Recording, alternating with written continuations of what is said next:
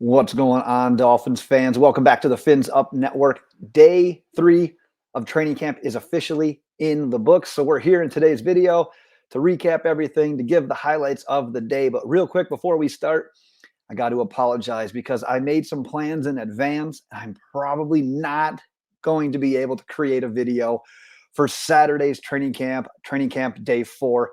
If I can make it happen, I will, but just don't plan on it. But I promise I will try to make every other single training camp video that I possibly can. But giving you a quick heads up for the Saturday practice. But let's jump right into some practice notes from day 3 because today was a shorter practice. There were more individual drills, not as much 7-on-7 and 11-on-11 to report. But let's jump into the orange jersey update because I never want to put too much stock into an orange jersey update. However, Liam Eichenberg got it today. And why is this important? Well, this is important because Liam Eichenberg is one of those young offensive linemen that is competing for an actual starting job. If Teron Armstead got it, or if Connor Williams got it, that's great. We expect them to get it. But if a guy like Austin Jackson or Liam Eichenberg is getting it, that is huge. That should be music to all of our ears. I wish I should do a little bit more programming, I guess, with this video, and I should have just had like a music go through because that would have been perfect. Next time, I'll hit that up next time. But let's not bury the lead here because the play of the day was a 50-yard touchdown pass from Tua to Braylon Sanders. Got video that the social media team put out, so we'll pop that up on your screen here. Nice ball there from Tua. Put the right touch on it. You could see Noah Igbenogany was the cornerback in coverage. Jevon Holland, I'll put it up there again as I chat here. Mick Needham was the cornerback in coverage. Jevon Holland is coming over. You can't quite tell from that angle in a game situation. Jevon Holland may have been able to kind of light up Sanders, may have gotten the pass breakup. But hey, it's practice. We're not lighting up any teammates. So for today's sake, it's a 50-yard touchdown from Tua Tagovailoa to Braylon Sanders. Speaking of the offensive line, though, Michael Dieter confirmed to be in a walking boot. So what does this mean for the team?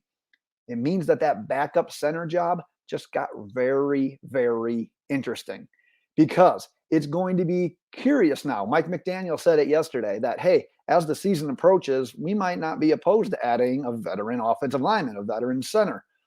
Well, now with Michael Dieter being hurt and look at other teams around the league. Look at Tampa Bay, just likely losing Ryan Jensen for the entire season, their starting center. You know that they're going to be in the market for another center. Does the market kind of heat up for a JC Treader or another available option? We shall see, but don't be shocked if we see another lineman being signed here with that news. Some more defensive notes here. Had a pair of interceptions in today's practice. Duke Riley picked off Teddy Bridgewater, and Jevon Holland picked off Tua on a deep shot to Waddle. Sounded like Holland made a nice play on that one. Once again, cleared a lot of space, got up, high pointed the ball like a wide receiver. But let's talk about Holland because I've been saying this the first couple of days of camp. This guy is the type of safety that is always around the ball. It's the Palomalu. It's the Ed Reed. That's exactly what I said yesterday. And what a luxury to have a guy like this because what we've seen from him so far is a guy that's not scared to get up in the box, a guy that's effective as a blitzer in that zero blitz scheme, a guy that can play the run, a guy that can play the pass. He's got experience in Oregon playing in the slot as a nickel cornerback. He is so do it all. He's essentially what we kind of thought Minkah Fitzpatrick was going to be. But we're seeing it at a super high level, and he is making these splash plays every single day. And I want to chat about Xavier Howard's impact on a guy like Jevon Howard, because I remember last year at the Pro Bowl when they were kind of hanging out by each other. Holland didn't make it, but Howard did. And Howard was saying, you know what, man? I think they had him mic'd up for something. It's like, your time is coming. And Howard's going to know this kind of stuff. He's seen enough. He's been in the league for long enough to know these kind of things. But he can see it. And it's that mentorship that Xavier Howard is giving him right now. And man, with both of these guys being ball hawks, those two being around each other, we need to basically embrace this time as Dolphins fans because you don't get a duo like this often. So if Holland can continue to grow, continue to make those steps every single day, and if Howard can stay healthy, this duo, this pairing in the backfield is something special that we're going to be able to enjoy for years to come. But let's jump onto the offensive side of the ball because Raheem Mostert, one of the speed demons, I mean, just this is what we thought. Getting him, the speed kills. That speed absolutely kills. And he flashed it today, broke off a long touchdown run. A lot of them had it reported around 60 yards, but also looked very agile later in the practice with some cuts, with receiving passes. Great news for a guy that's coming back from a leg injury. So he's going to continue to be eased in. He's going to continue to have his reps monitored, but great news from a guy coming back from injury. Let's talk a little bit about player media availability today. Like I said, not as much to report on, shorter practice, but Tua was talking on NFL Network, and he just said from the top down, much better feeling around the team this year.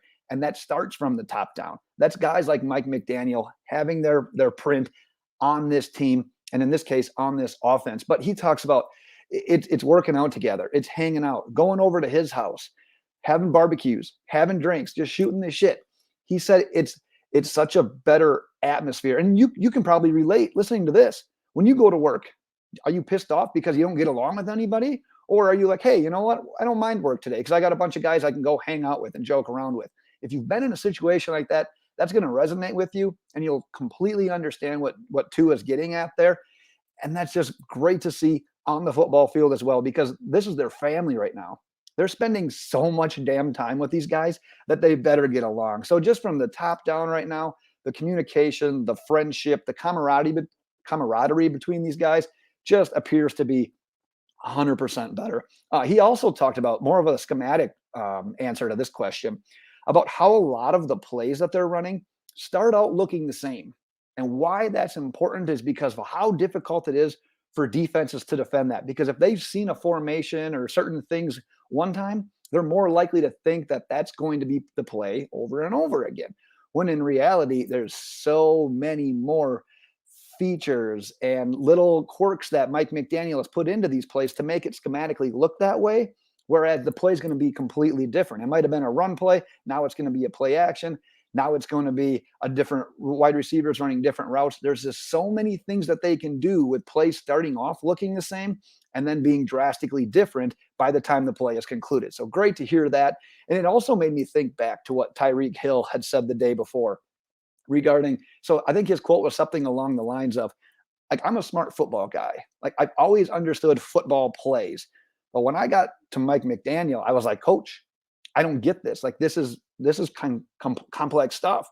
Now, if he's saying that, and if he gets it now, because he did later say, like, I understand it now, it's great. I love the way it looks. Think about what that's doing to defenses as well. So that's great news to hear as well. Going back to Liam Eichenberg here for a second, he confirmed that he is practicing at left guard, says he likes the offense. Actually said there are some similarities between what they're doing now and then his time at Notre Dame as well. So the more that we can get him to play like his time during Notre Dame, the better we are going to be. Another offensive line note here as well. Austin Jackson confirmed that he is practicing at right tackle, said the coaches think they can best utilize his athleticism at that spot. Also said his body fat is down about 8%. He's closer to 310 pounds. So being able to play a little bit more athletic, being able to be quicker are only going to be strengths that he can utilize, potentially protecting Tua's blind side if he wins that spot at right tackle. We also heard more Christian Wilkins praise today. Xavier Howard and Holland were on NFL Network, and they had asked him, they said, you guys are great in the secondary, but outside of your secondary, who up in the front seven is going to pop this year? Who's going to become more of that household name? And both of the guys were on the same page. Like, it's Christian Wilkins. He's doing it every day. He was a former first-round pick. It shouldn't come as that much of a surprise.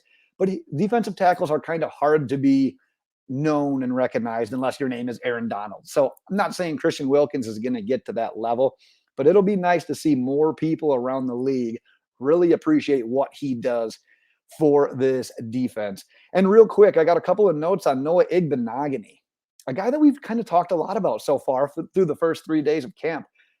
He said that he became vegan last year. So for those who are interested in players' diets, there you have it. Make of that what you will.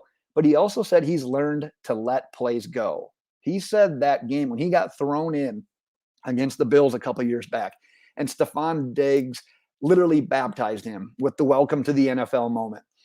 He said that game has stuck with him.